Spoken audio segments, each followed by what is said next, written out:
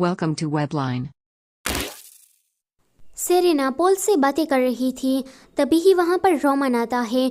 उसे देखकर सेरेना सोचती है कि ये तो वही इंसान है ना जो कि नोवेल में कहीं एग्जिस्ट ही नहीं करता है। रोमन सेरेना के पास आकर उसे कहता है कि हमारी मुलाकात 1 साल के बाद हो ही गई। तुमने जो सरहद पर ज़रूरतमंद लोगों की मदद की, इसलिए मैं तुम्हें थैंक यू कहना चाहता हूँ। इन फ्यूचर में मैं तुम्हारी कभी मदद कर सकूँ तो तुम ज़रूर मुझे याद करना। सेरेना कहती है कि हाँ, क्यों नहीं। इतना कहते ही रोमन वहाँ से चला जाता है।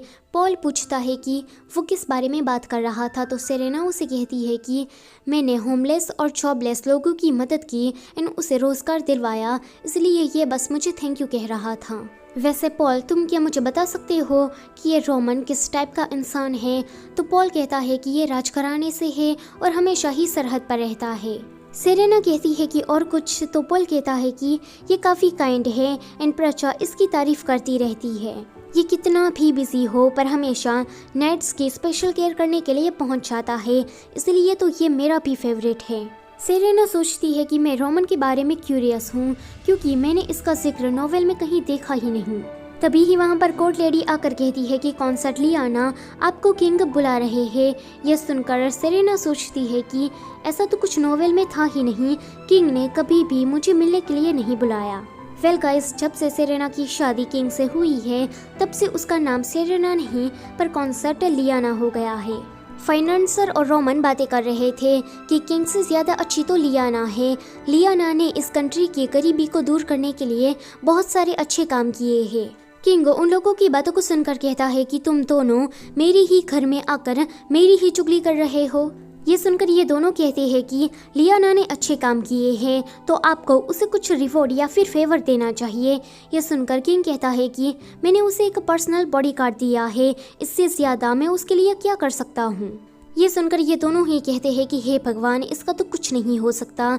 रोमन कहता है कि फाइनेंसर, अगर तुम्हें किंग से शादी करने का मौका मिले तो तुम करोगी? फाइनेंसर कहती है कि मेरी मति मारी नहीं गई है कि मैं किंग से शादी करूंगी। तभी ही किंग का ध्यान नीचे जाता है। वो सोचता है कि ये लियाना और पॉल कब से इतने करीब आ गए। थोड़ी देर के बाद वहाँ पर सेरेना आती है। सेरेना कहती है कि जब मैं टाउन गई थी तब मैं आपके लिए ये केक लेकर आई हूँ, इसमें शुगर कम है। मुझे पता है कि आप मीठा खाना पसंद नहीं करते हो। किंग ये सुनकर शौक, वो सोचता है कि सेरेना को क्या मेरे बारे में सब कुछ याद है। किंग कहता है कि उस कंडीशन के हिसाब से मुझे तुम्हें अटेंशन नहीं देना है। ये लोग बाहर से उसकी बातें सुन रहे थे। फाइनेंसर कहती है कि लियाना किंग को डिजर्व ही नहीं करती। किंग सोचता है कि मुझे कुछ अच्छा बोलना चाहिए। वो कुछ बोलने की ट्राई करता उससे पहले ही सेरेना कहती है कि डोंट वरी मैजेस्टी, मुझे उस कंडीशन के बारे में अभी भी याद है। मुझे आपसे कोई प्यार वगैरह की उम्मीद नहीं है और ना ही मुझे इस एम्पायर की एम्प्रेस बनना है।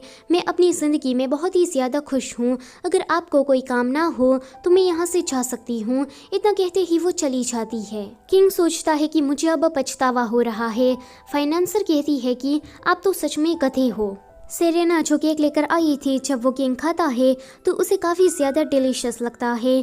फाइनेंसर कहती है कि पॉल ने मुझे भी एक ऐसा ही केक दिया है, क्या वो मैं आपके लिए ला सकती हूँ?